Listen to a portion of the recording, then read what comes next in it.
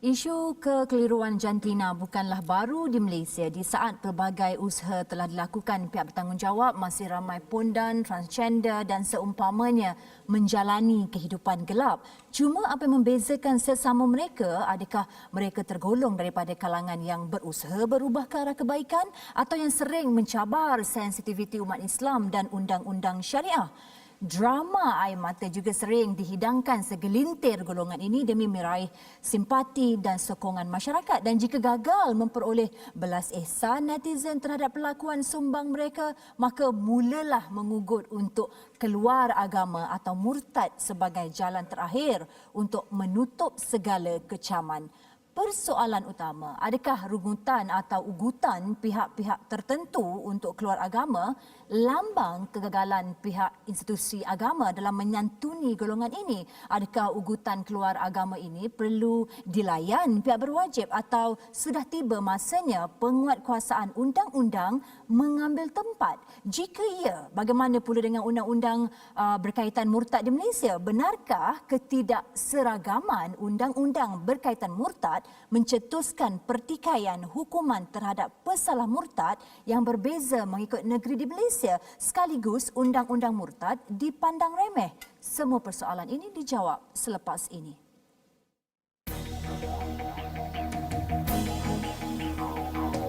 Please, this is a serious issue.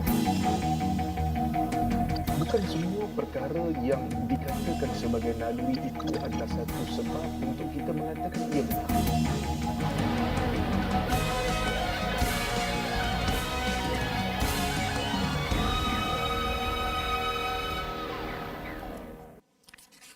Pilih murtad, elak tindakan undang-undang. Kita ada 1 jam untuk kita mengupas topik ini bersama dengan 4 panel, 3 di studio, seorang di talian Skype. Saya perkenalkan dahulu panel kita di studio pada malam ini. Masya Allah, semuanya hebat-hebat belaka. Di hujung sebelah sana kami bawakan Ketua Penolong Mufti di bahagian penyelidikan, Pejabat Mufti Oleh Persekutuan yang merupakan Dr. Syed Shahrizan Syed Muhammad. Assalamualaikum Dr. Waalaikumsalam warahmatullahi. Terima kasih kerana bersama analisis pada malam ini. Terima kasih kembali. Ya, dan di sebelah Dr. Syed kami bawakan ini antara tokoh-tokoh popular dalam Persatuan Peguam-Peguam Muslim, yang merupakan Presiden Persatuan Peguam-Peguam Muslim Malaysia, Datuk Haji Zainul Rijal Abu Bakar. Assalamualaikum Datuk. Waalaikumsalam. Lama tak jumpa Datuk di TV Al-Hijrah. InsyaAllah akan ada. Ya, baik. Terima kasih kepada Datuk. Dan kami bawakan sekali lagi yang merupakan transgender yang telah pun berhijrah dan melalui hari-hari yang indah selepas penghijrahan. Masya Allah. Kami bawakan Cikgu Jeffrey Muhammad Noor sekali lagi ke pentas analisis. Assalamualaikum Cikgu. Waalaikumsalam. Terima kasih jemput saya. Terima kasih Cikgu sudi datang, walaupun kami di sini tak nak menyusahkan Cikgu untuk hadir ke Kuala Lumpur. Cikgu dari Johor, betul? Ya, dari Johor. Namun Cikgu sanggup nak datang semata-mata untuk program analisis. Thank you sangat, terima kasih sangat kepada Cikgu Jeffrey untuk perkongsian pada malam ni, insya-Allah ya. Insya-Allah. Baik, dan di talian Skype, sebelum saya menyambung persoalan, nak teruskan persoalan kepada Dr. Syed di talian Skype, tidak kami lupakan Profesor Madya Dr. Rafidah Hanim Muhtar, pensyarah perubatan Fakulti Perubatan dan Sains Kesihatan USIM dan juga Presiden Wafik. Dan kita akan bersama dengan Prof Madya Dr. Rafidah sebentar lagi. Namun, sebelum itu saya mahu terus kepada Dr. Syed terlebih dahulu. Doktor, sumpah demi nama saya, nama ayah saya, nama mak saya dah tak nak menjadi orang Islam. Dari sudut pandang Islam, Doktor, adakah kenyataan ini sudah cukup untuk jatuh hukum murtad kepada individu yang mengeluarkan kenyataan sebegini? Silakan, Doktor. Baik, bismillah, alhamdulillah, wassalatu wassalamu ala rasulillah wa ala alihi wa sahbihi wa man walah wa man tabi'ahum ila yaumil qiyamah, amma ba'd. Assalamualaikum warahmatullahi wabarakatuh. Terima kasih kepada Puan Hajah Syafinas atas jemputan ini, dan untuk menjawab persoalan, dia ada beberapa kriteria yang kita faham secara umum dan secara khusus. Ya. Kalau kita sebut secara umumnya, kalau berdasarkan kaedah yang disebutkan oleh para ulama, antaranya Imam Ibn Nujaim dalam kitab Al-Ashbah wan Nadhair, dia kata inna man takallama bi kalimatil kufri hazilan au la'iban kafara indal kull. Maksud siapa yang bercakap ataupun dengan kalimah-kalimah berbicara dengan kalimah-kalimah kekufuran. Macam tadilah saya nak keluar Islam dan sebagainya. Tapi dengan tujuan untuk bergurau saya kafir, nampak muka dia bergurau lah, ataupun bermain-main, maka ikut kaedahnya dia jatuh kufur secara Jatuh kufur. zahirnya. Itu secara umum. Itu kaedah yang telah ditetapkan oleh para ulama. Pasal apa? Sebab kita ni manusia hanya boleh menilai pada zahir. Ya. Hati Allah Subhanahu Wa Betul. Taala yang uruskan. So zahir dia cakap macam itulah. Tapi dari segi sudut khususnya kita perlu perinci kan. Tak sewenang-wenang kita terus kata di kufur. Betul. Maka pihak pemerintah ataupun mahkamah syariah perlu panggil siasat dahulu. Mana tahu kemungkinan ada unsur-unsur kata orang tu kena paksa ataupun kejahilan ataupun ada orang dia kata saya ingat gurau boleh ataupun dia memang dari kecil tak dapat didikan Islam. Ini ada penentuan hukum fiqh orang macam ni dikecualikan ya seperti mana disebutkan oleh Nabi SAW, innallaha tajawaza an ummati al-khata' wan nisyan wa mastukrihu alaih. Maksudnya Allah mengampunkan, maksudnya Allah tidak mengambil kira ataupun memberi balasan yang ataupun seksaan ke atas hamba-Nya yang umat Nabi Muhammad SAW disebabkan tersalah ataupun lupa ataupun dipaksa. Nah, mungkin kalau dia kata saya keluar Islam dan sebagainya, maka pihak mahkamah wajib siasat dahulu. Kenapa kamu sebut tu? Ya. Kena paksa ke? Ada ugutan ke? Jadi kalau tak saya secara sukarela memang saya cakap macam tu saya nak keluar Islam. Ya.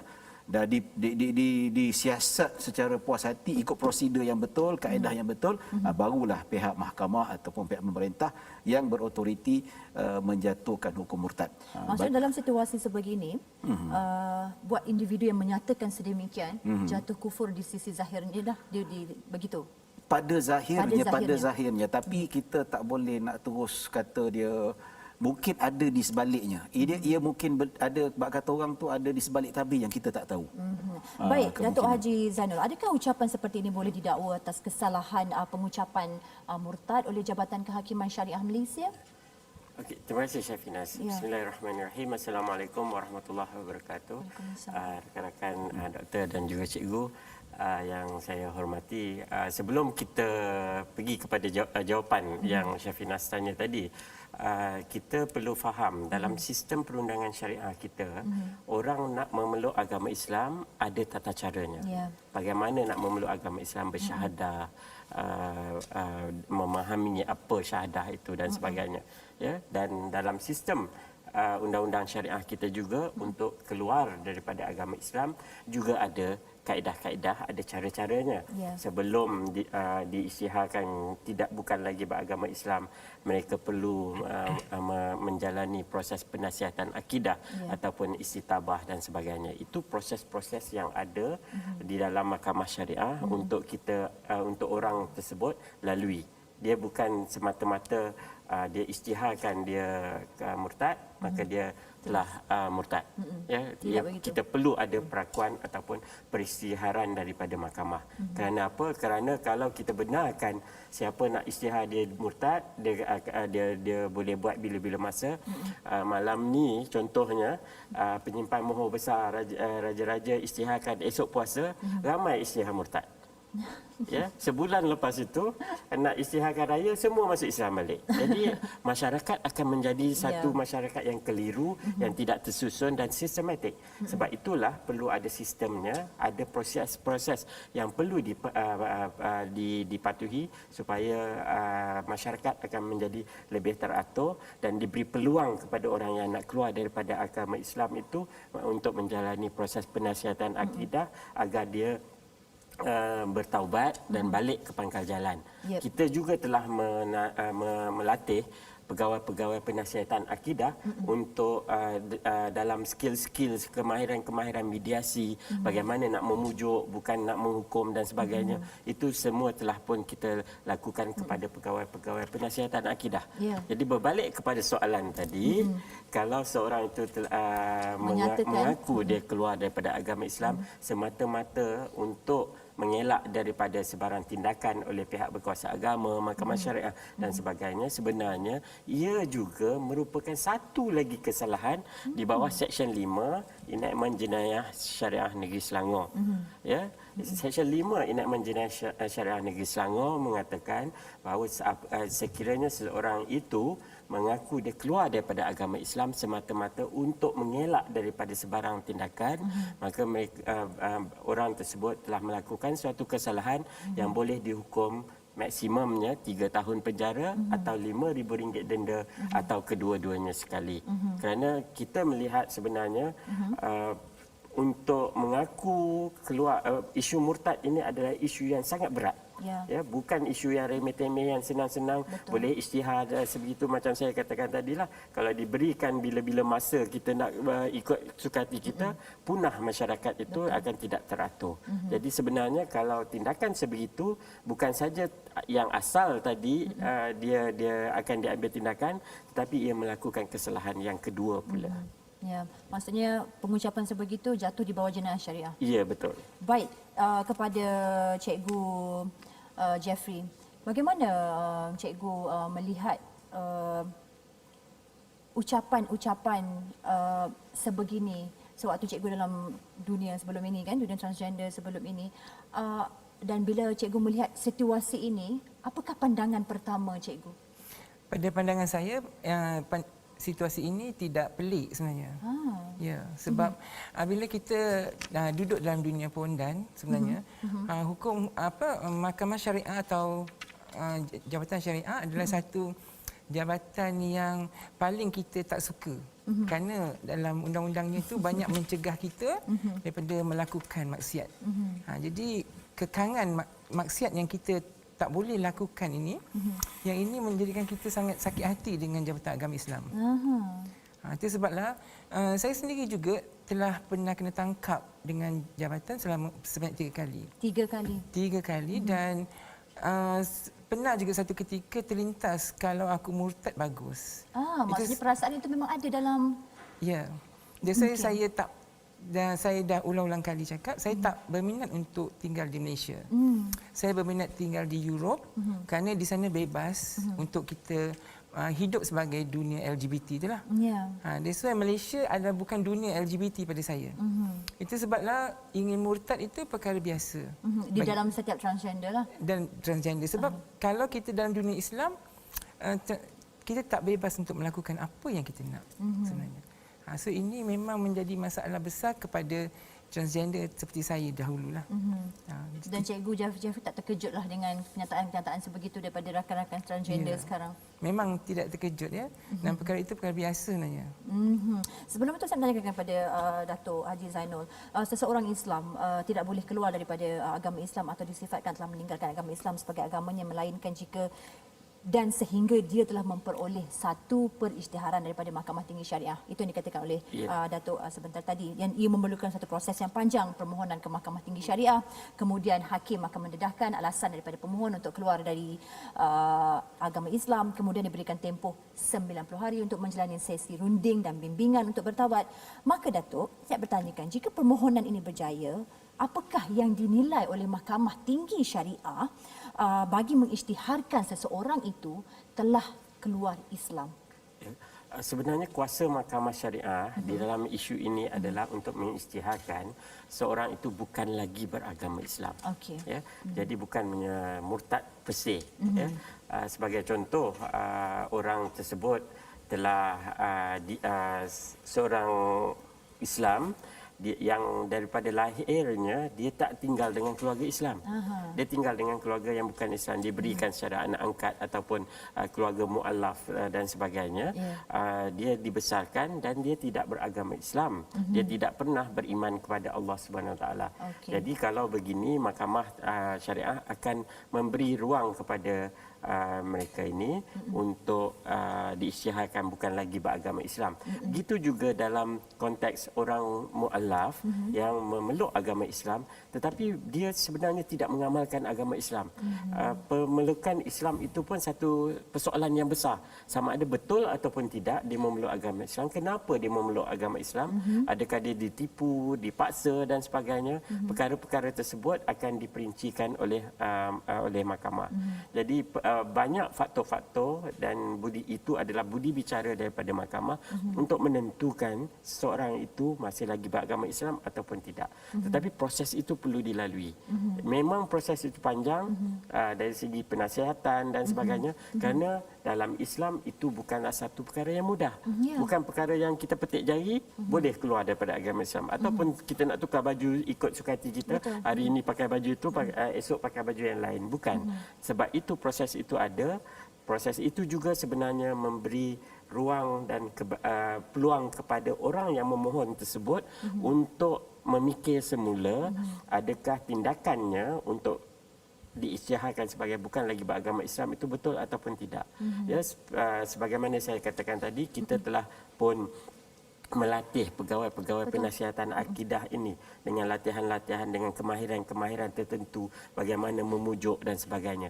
Kalau dulu kita dengar orang nak keluar daripada agama Islam, nak murtad, kita kata masuk neraka engkau, pergi sana, buang, tak mengaku keluarga dan sebagainya. Tetapi perkara itu tidak lagi terjadi pada ketika ini, kerana pegawai-pegawai penasihatan akidah ini telah diberikan latihan untuk memujuk, untuk belajar comparative religion, membezakan apakah yang ada dalam agama Islam dan juga agama bukan Islam itu, bagaimana kita boleh lihat similarities, persamaan antara agama-agama itu sendiri. Datuk, satu soalan yang berat untuk saya ajukan, tapi ia perlu ditanyakan.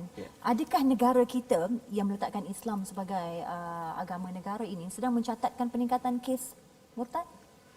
Peningkatan itu kita terlalu subjektif untuk kita lihat, sebab kalau dahulu pendekatan mungkin 10-15 tahun yang dahulu orang-orang sebegini memfailkan permohonan di mahkamah syariah, tetapi permohonan itu tidak diterima oleh mahkamah, ditolak sebegitu saja. Tetapi sejak kebelakangan ini barulah permohonan-permohonan ini dilayan dan dibenarkan ataupun didengar di mahkamah. Jadi dari segi statistik itu kita mungkin sukar untuk dapat statistik yang betul sama ada peningkatan ataupun tidak. Baik, analisis berat seketika, jangan ke mana-mana.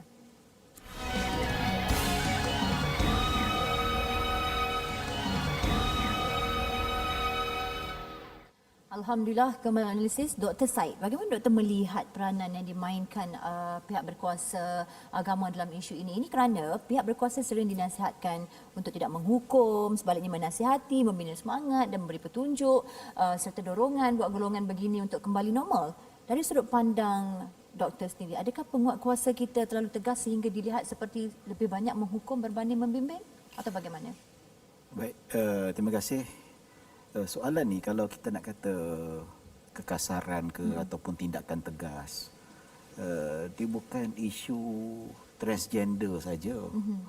Di mana-mana pun orang yang ustaz kena tangkap yang melawan pun kena juga. Tak? Ya. Tapi saya diminta tunjuk ajar dengan Datuk juga sebelum masuk ni, kata memang hakikatnya tak boleh nak tangkap secara kasar, tak ada isu tu semua. Tapi melainkan kalau pihak yang tertuduh tu melawan. Melawan, meronta-ronta. Jadi tangkapan tu perlu. Jadi kata macam mana nak mendakwa, macam mana nak bawa ke mahkamah. Jadi kemungkinan dia, ya. Dari segi sudut etika tu kita kata tak mungkinlah kalau kita kata penguat kuasa jabatan agama melanggar etika. Melainkan mungkin dia menyerang lawan dalil, itu kita tak nafikanlah dari segi sudut hak penguat kuasa itu untuk mempertahankan diri dia dan untuk menjalankan kuasa dia. Ya, tapi pada hakikatnya bukan kata kalau kita merujuk kepada ajaran Islam sendiri pun tidaklah kekasaran. Even kalau zaman Sayyidina Abu Bakar sendiri pun yang golongan murtad, yang menolak hukum zakat, yang beriman pada nabi palsu, tidak terus diperangi macam tu. Diberi masa untuk bertaubat, dihantar pendakwah dan sebagainya. Kalau sudah berdegil dan hingga menimbulkan fitnah di dalam kalangan masyarakat Islam tu baru diperangi. Maksudnya kekerasan itu option yang terakhir. Jadi bab kita kata kekerasan tu bukanlah pilihan yang pertama. Tak mungkin berlaku. Mungkin ada sebab-sebab kita tak tahu, saya tidak berada di tempat tu. Ya, zaman sekarang ni mudah untuk play victim. Kadang-kadang benda yang lembut-lembut dia tak ambil, tapi dia boleh berlakon kat depan itu. Saya pun boleh buat berlakon. Saya boleh menangis dan sebagainya. Perah mata dengan limau boleh menangis. Jadi orang boleh tengok, kesiannya. Jadi itu hakikatnya lah. Dan kalau ada berlaku kekasaran, bukan double standard semua berlaku. Ya. Bak kata orang tu, ya, saya ni bak kata orang lepasan, orang kata ustaz lah kan. Ramai je ustaz kena tangkap tuduhan seks luar tabi'i ke apa ke yang kes memperkosa orang tu. Bila kena ikat belakang, kena apa, tulis kat surat khabar ustaz dan sebagai agamawan, ya, tak ada pula orang simpati. Tapi kita sebagai ustaz tak adalah bias. Okey, kalau betul salah. Betul. Biar mahkamah yang tentukan. Kita berpegang selagi mana dia dakwa tidak dibuktikan dia bersalah. Okey, kita tak boleh nak judge dia terus macam tu. Tapi kalau dia bersalah, dia berhukum. Whatever dia ustaz ke, dia agamawan, even dia ulama sekalipun, kalau disabitkan bersalah dengan bukti yang kukuh, okey, fine. Baik, doktor, disebabkan situasi dan pengakuan ingin keluar agama daripada seseorang transgender ini, hadis riwayat Sahih Bukhari agak popular lah ketika ini, di mana yang menyatakan barang siapa yang menukar agamanya, maka bunuhlah dia. Satu pernyataan yang amat tegas dan harus sepatutnya lah kita selaku umat Islam harus takut dengan pernyataan daripada Sahih Bukhari ini. Dan kita tahu hadis ini memang sering dibahaskan oleh agamawan, para mufti dan ulama kita. Mungkin Dr. Said boleh terangkan, perincikan berkenaan dengan barang siapa yang menukar agamanya, maka bunuhlah dia. Silakan. Baik, asasnya itu hukum hudud ke atas orang yang menukar agama ataupun mereka yang murtad. Ya. Kita tak nak cerita realiti hukum hudud dekat Malaysia ada ke tak ada, dunia tak ada. Cuma saya nak highlightkan tentang Nabi kata man baddala dinahu faqtuluhu. Siapa yang menukar agamanya, yang murtad, maka bunuhlah dia. Hudud itu hukum hudud dia. Itu asas kalau disebut dalam kitab fiqh mana-mana mazhab, itulah jawapannya. Ya, tapi realiti tak mungkinlah. Cuma saya nak highlightkan di sini, nak ceritakan betapa beratnya. Murtad ni sangat berat. Tengok pada hukumannya tu sangat berat. Betul. Kalau minum arak yang mabuk-mabuk langgar orang sampai mati pun ikutkan dia punya hudud pun tak seberat macam tu. Jadi yalah, itu kita boleh ambil konklusi pengajaran daripada hadis Nabi. Isu murtad ni satu benda yang tidak boleh pandang ringan. Hingga kan Allah isytiharkan dalam Al-Quran, siapa mati dalam keadaan syirik, dosanya tidak diampunkan. Maksudnya kalau orang mati tak sempat taubat, dia minum arak berbotol-botol, meninggal dunia, tak sempat taubat. Dia berzina dengan ribuan pasangan, tak sempat taubat, tapi mati dalam keadaan Islam, Allah kata Allah akan ampunkan satu hari nanti. Allah akan ampunkan dosa tu. Mungkin masuk neraka ataupun dengan rahmat Allah, Allah bagi pengampunan, wallah tak tahu. Tapi syirik, murtad, dosa yang tidak diampunkan sampai bila-bila. Beratlah ceritanya. Allahu Akbar. Cikgu Jeffrey, bagaimana pandangan cikgu terhadap pihak berkuasa agama kita dalam menyantuni golongan transgender ini? Adakah pihak penguasa kita terlalu menzalimi golongan ini atau terlalu berlembut atau bagaimana?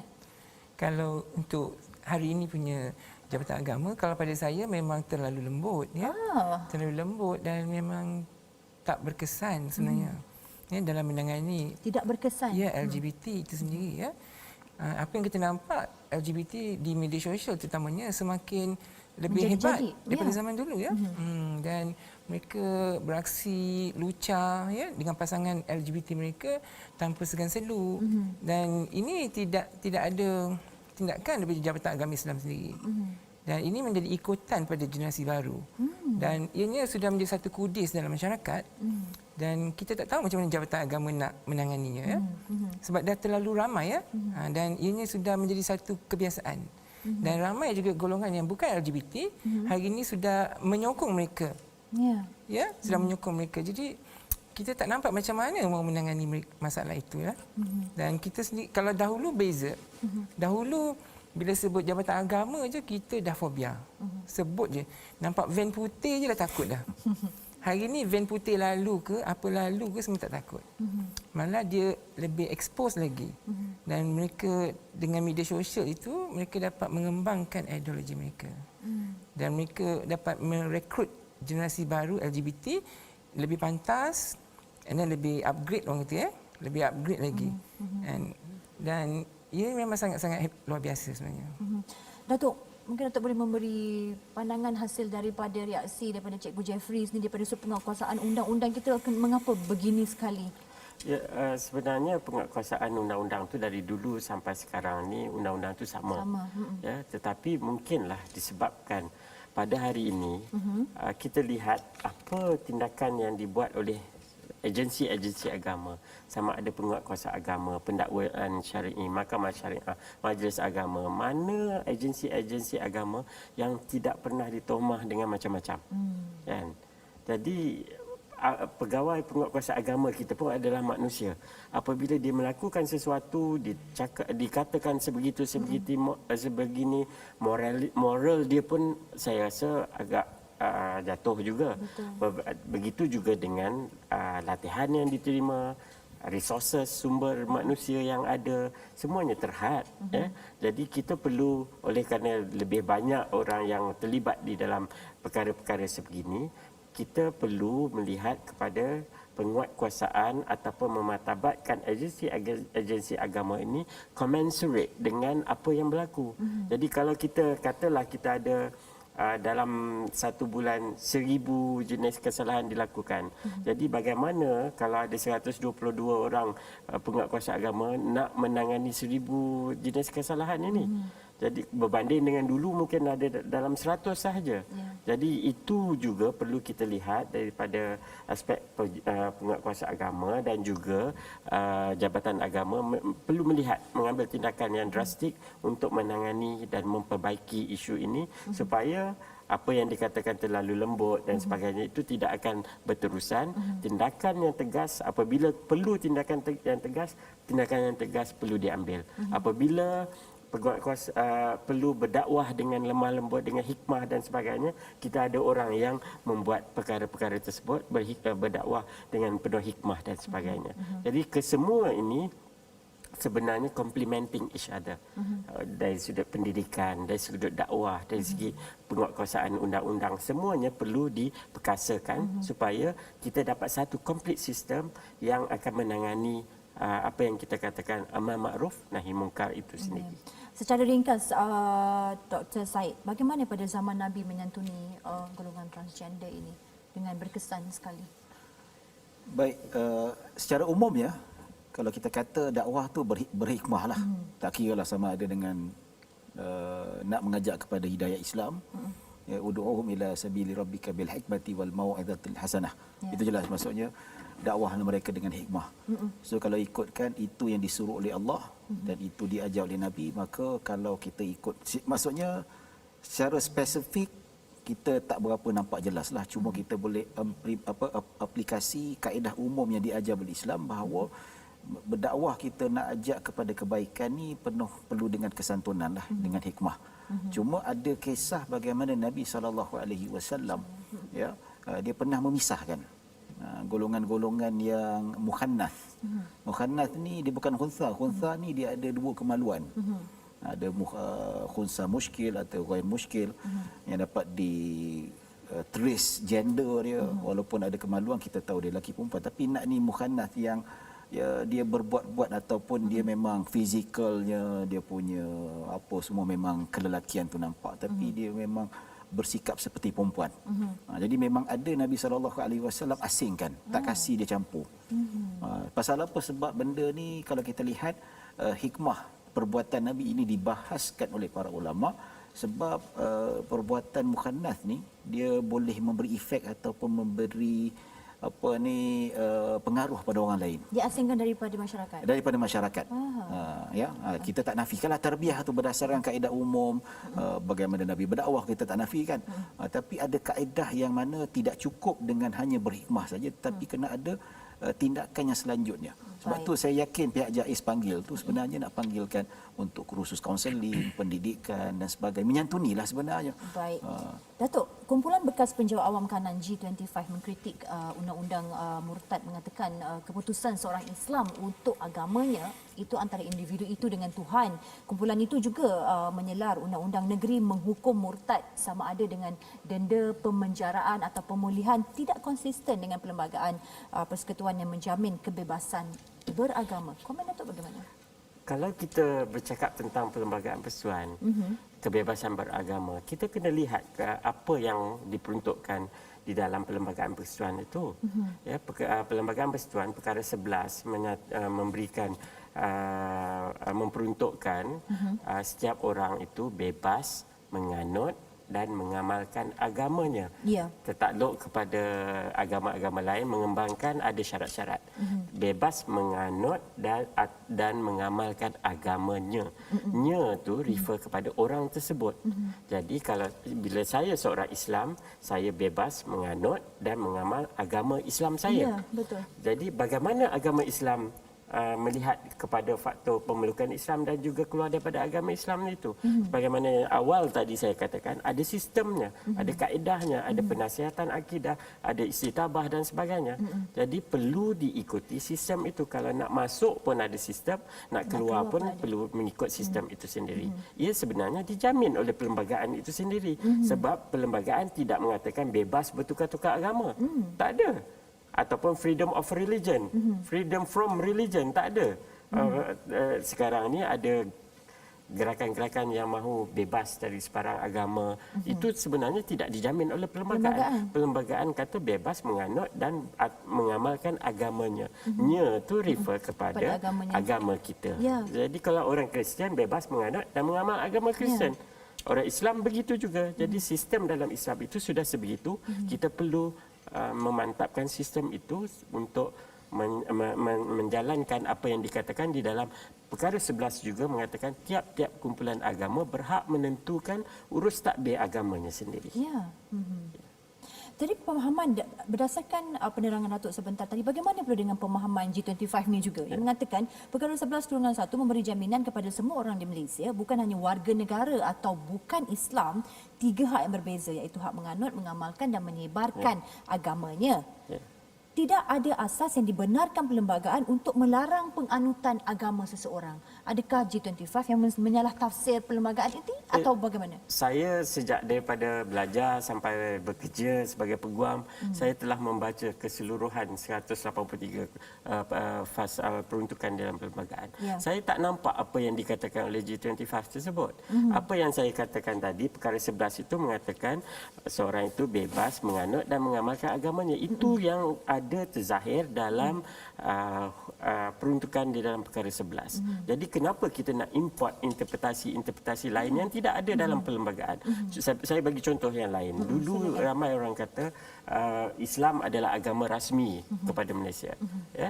Tetapi dalam perlembagaan kata Islam adalah agama bagi persekutuan. Kenapa kita letak satu perkataan agama rasmi dalam perlembagaan? Tidak ada dalam perlembagaan. Kita yang pandai-pandai letak rasmi. Itu sebenarnya tak betul. Ya?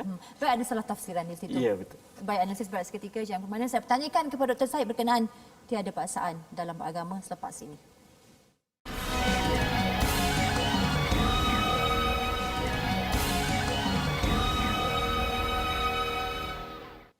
Alhamdulillah, kembali analisis Dr. Syed dari Al-Quran surah Al-Baqarah ayat 256 yang bermaksud tiada paksaan dalam beragama sering digunakan oleh sama ada Muslim yang ingin murtad dan juga aktivis yang memperjuangkan kebebasan beragama. Komen Doktor, bagaimana? Ini ayat yang common biasa dihujahkan. Mana-mana pergi satu dunia ataupun pergi planet Marikh pun itu juga hujah digunakan. Baiklah, saya cabar golongan yang kata ayat ini membolehkan murtad. Buka seluruh ratusan kitab tafsir yang ada kat dunia ni, ada tak mengatakan peruntukan ayat ini membolehkan untuk tak ada. Tak ada seorang pun ahli tafsir mengatakan ayat ini membenarkan orang Islam untuk murtad. Sebab kalau kita tahu secara ringkas nak mentafsir Al-Quran ada metod dia. Betul. Dia tak boleh sesuka hati.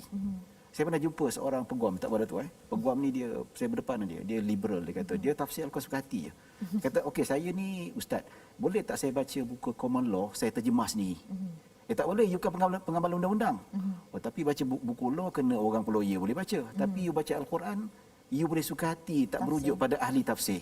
You bahasa Arab pun tak tahu. Minta maaf cakaplah, bukan kita nak pelikirkan orang tak reti bahasa Arab. You bahasa Arab mana yang pun tak reti tahu nak tafsir Al-Quran suka hati.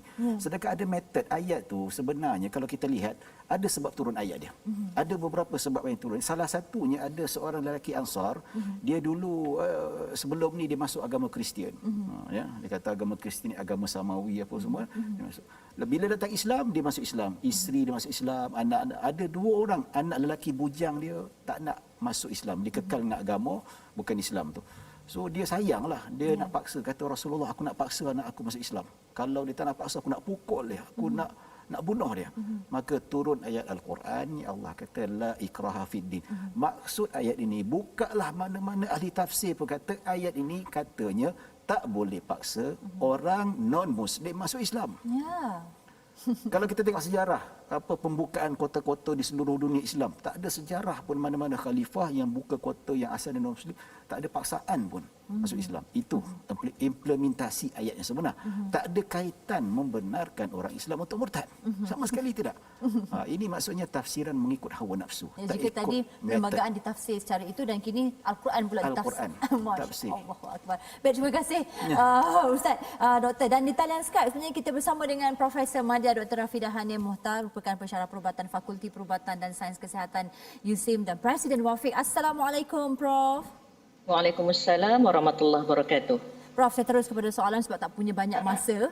Perbincangan pada malam ini sangat seronok sekali dan masa pun berlalu dengan pantas. Jadi, Prof, nak bertanyakan, hujah Al-Quran dan hadis sahih amat jelas bagaimana Allah serta Nabi mencegah cara hidup homoseksual. Adakah kecelaruan psikososial dan spiritual menyebabkan kecenderungan homoseksual dan ataupun yang sewaktu sebagainya seperti lesbian dan sebagainya, Prof?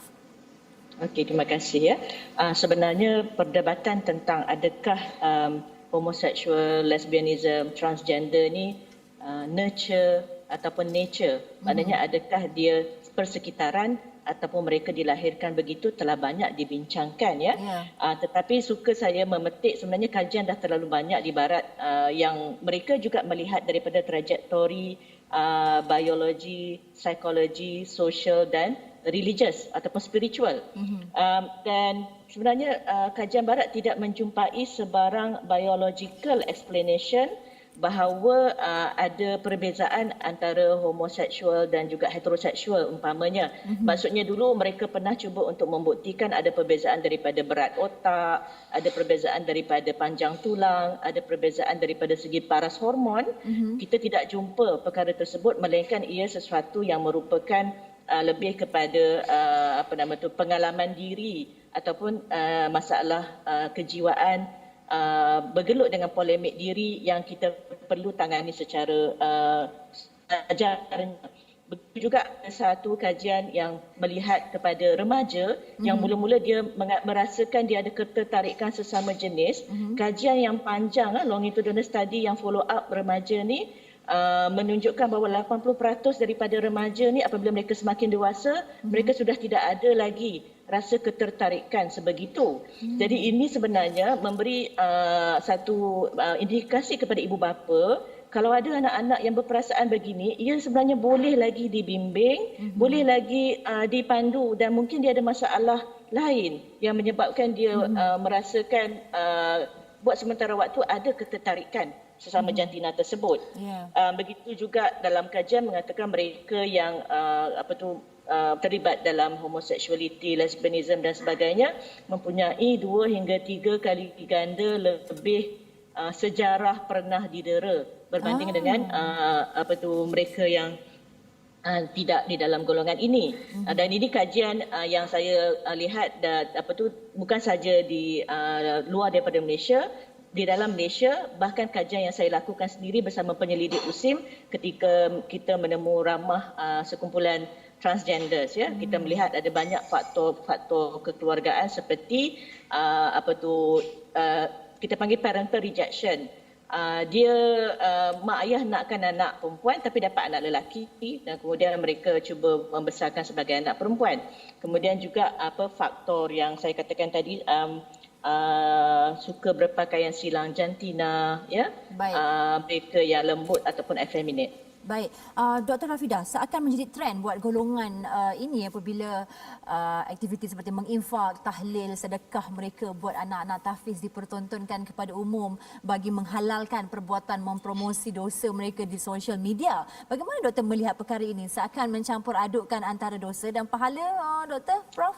Ya, daripada sudut kekeluargaan dan keibu-bapaan sudah tentu saya merasa suatu yang amat sedihlah apabila kita berhadapan dengan perkara begini kerana melibatkan anak-anak ya, generasi anak-anak ya. Jadi pertama sekali saya rasa isu keibubapaan. Macam saya katakan tadi, ibu bapa mestilah faham daripada sudut agama. Saya rasa tadi pun Ustaz dah terangkan, kena tahu tentang prioriti, iaitu ibu bapa menanamkan akidah yang khusus kepada anak-anak mereka. Ada perkara yang wajib dahulu, iaitu meninggalkan perbuatan yang dilarang oleh Allah. Kan, meninggalkan dosa dan bertaubat sebelum kita buat perkara-perkara sunat seperti memberi makan anak yatim, tahfiz dan sebagainya. Dan keduanya, of course, daripada segi hidup bermasyarakat, bagaimana kita nak explain pada anak-anak bila orang yang hadir adalah mereka yang dalam Quran yang mereka baca, tahfiz tu, mengatakan adalah dilarang untuk melakukan perkara-perkara ini, dan juga hadis yang mereka hafal dilarang, tetapi individu tersebut tetap menggunakan alasan bahawa dia ingin berbuat kebaikan, ya. Jadi ibu bapa terutamanya mestilah berperanan sehingga anak-anak kita dewasa pun, saya rasa ibu bapa kena faham bahawa akidah anak-anak tetap menjadi, kita kena bersama-sama untuk membetulkan akidah anak-anak kita. Kita kena bersama-sama untuk perbetulkan salah faham tindakan anak-anak tu. Okay? Bukan menyokong. Bukan menyokong, kerana saya rasa kalau kita seorang ibu bapa yang sayangkan anak-anak kita sampai ke syurga nanti, kita ingin supaya mereka mendapat bimbingan yang sebaiknya, dan banyak pihak yang boleh dirujuk oleh ibu bapa untuk mendapatkan pertolongan dalam masalah anak-anak mereka yang terjebak dalam LGBT untuk mendapat bantuan. Dan saya suka juga mengatakan bahawa terutamanya Kementerian Kesihatan Malaysia sendiri pernah mengeluarkan garis panduan masalah kesihatan gender di klinik kesihatan, ya, sebab kita melihat kaitan rapat antara terutamanya gay, bisexual dan transgender dengan masalah HIV dan AIDS, ya. Sebab itulah perkara-perkara ini approach dia memang kita ambil secara holistik, ya, bukan saja daripada sudut agama yang membantu pihak kesihatan, daripada sudut menjaga masalah penyakit-penyakit yang serius ini, dan juga supaya kita menjaga generasi akan datang supaya tidak keliru. Baik, doktor menyatakan dalam satu artikel bahawa ideologi orientasi seksual dan identiti jantina ini telah mula dipaksa ke dalam diri anak-anak orang Islam Malaysia menerusi segelintir individu transgender. Boleh doktor perincikan? Dalam banyak hujah yang dibawa adalah kita kata born that way theory, ya, bahawa kita kata mereka dilahirkan sedemikian. Seperti yang saya katakan, kalau ikut daripada kajian-kajian sains yang terbaru 2019 lah, kajian yang melibatkan 430,000 genom DNA mengatakan bahawa tidak ada satu gen yang mengatakan seseorang itu gay ataupun lesbian ataupun transgender, melainkan mereka juga ada polygenik, banyak gen yang dikenal pasti. Sama macam heteroseksual, banyak gen dikenal pasti. Jadi kedua-duanya polygenik. Jadi yang ini nombor satu yang kita kena bagi tahu, bahawa setakat ini tidak ada pembuktian sains bahawa mereka ini dilahirkan secara fitrah begitu. Melainkan faktor-faktor yang saya sebutkan tadilah, tentang silang jantina, kadang-kadang masalah absence of father figure. Dan satu juga perkara yang sangat penting adalah terutamanya bila kita tengok masalah dalam lesbianism yang saya pernah kaji juga, adalah kerana ada isu di mana ayah yang abusive. Jadi kalau kita mengatakan bahawa mereka dilahirkan sedemikian, kita pendam masalah-masalah sebenar ni yang ada dalam kekeluargaan ni. Masalah ayah yang abusive menyebabkan anak perempuan tu rasa tak seronok jadi perempuan. Dia tak seronok tengok mak dia didera, maka dia memilih untuk jadi lebih kekar ataupun lebih kasar. Ya, itu yang kita kena fahami. Baik, terima kasih Prof. Dr. Rafidah kerana bersama dengan analisis pada malam ni. Sama-sama. Baik, seperti kepada Cikgu Jeffrey, kita semua akui cemuhan, makian tidak akan mampu membantu seseorang itu untuk berubah, malah mungkin akan membawa seseorang transgender itu ke arah lebih jauh. Jadi tidak boleh kita nafikan juga, Cikgu Jeffrey, bahawa wujud pendekatan daripada pihak berkuasa, daripada penguatkuasaan undang-undang kita juga sudah banyak menyantuni golongan-golongan sebegini. Jadi Cikgu Jeffrey, mungkin kami di sini sangat berharap Cikgu Jeffrey mungkin boleh membantu pihak kerajaan khususnya dan penguatkuasa khususnya, apa lagi yang boleh kami bantu kalian untuk kalian memberi kerjasama terhadap golongan transgender ini, ataupun sebenarnya golongan ini tidak suka, memang jatuh hukum susah nak bantu sebab mereka mempunyai satu pandangan sedemikian? Kalau pada saya sebenarnya mudah saja. Ya. Apa yang dia takut? Iaitu undang-undang. Ya, mahkamah syariah. Sivil dia tak takut. Syariah dia takut. That's why kenapa dia takut? Ini satu persoalan yang kita kena tahu. Kenapa golongan LGBT takut dengan undang-undang syariah? Kerana ia bertentangan dengan kehendak mereka. That's why dekat sini Jabatan Agama Islam perlu bertindak kepada apa yang dia takut. Seperti saya sendiri, that's why dulu saya cakap saya tidak suka duduk di Malaysia. Dan memang cita-cita saya untuk duduk di luar negara. Sebab Jabatan Agama Islam. Kita tak suka.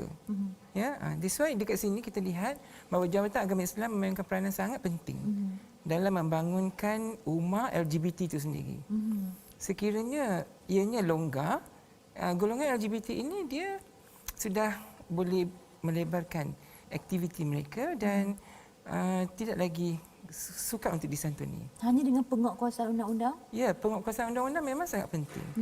That's why itu sebabnya saya dulu berhenti dalam dunia LGBT kerana pernah kena tangkap 3 kali, kena kejar dengan van putih. Jadi kita akhirnya memilih untuk cari penjagaan yang lebih bagus lagi lah.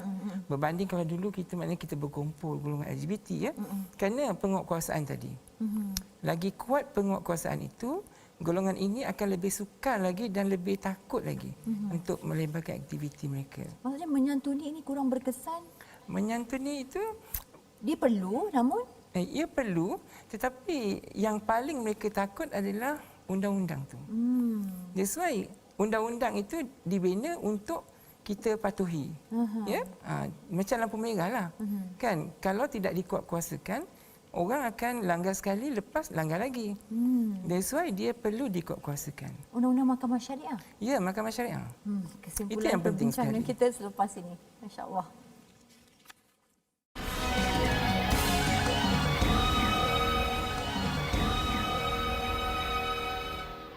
Alhamdulillah kembali analisis, dan mungkin kita boleh mohon Cikgu Jeffrey kita memulakan sesi kesimpulan perbincangan kita pada malam ini. Mungkin Cikgu ada nasihat ataupun tips kepada rakan-rakan saudara transgender yang mungkin masih ada perasaan untuk berhijrah ke pangkal jalan. Terima kasih Hajar. So actually tipsnya ada satu saja. Kita diberikan akal dan diberikan nafsu. So kalau kita memilih perjalanan hidup kita mengikut nafsu kita, memang sesatlah jawapannya.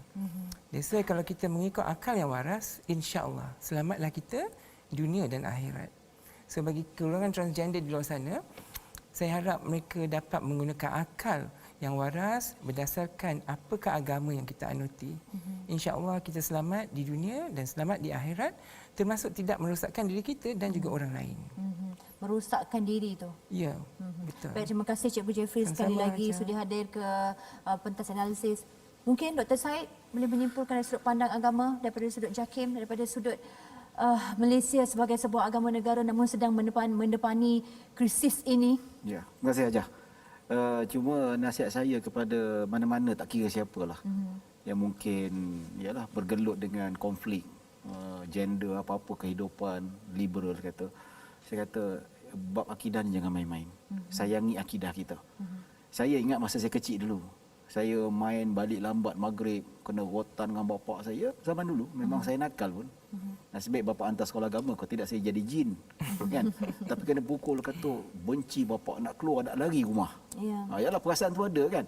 Tapi itu kemarahan. Tapi Ya. ikut kemarahan dia tak selesai masalah. Betul. Tapi hakikat kita sayang bapak kita, kita sayang dengan mak kita kan. Sama tu jugalah, macam mana marah sekalipun dengan tindakan kerajaan, jangan salahkan agama Islam, jangan tinggalkan agama Islam. Ya. Kalau rasa belum boleh berubah daripada itu, bukan kita kata jangan tak berubah, jangan tinggalkan agama, jangan sama sekali.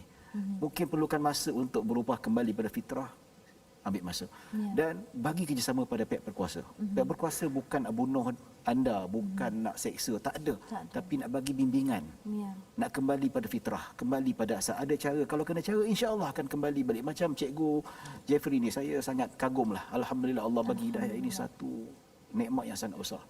Dan nasihat saya pada netizen jangan mudah sangat kata, yalah kalau dengan transgender ni elakkanlah bahasa-bahasa kesat. Sebab Nabi suruh kita jaga lidah. Walaupun dengan orang yang buat jahat sekalipun, walaupun dengan orang kafir zimmi pun kita kena jaga lidah.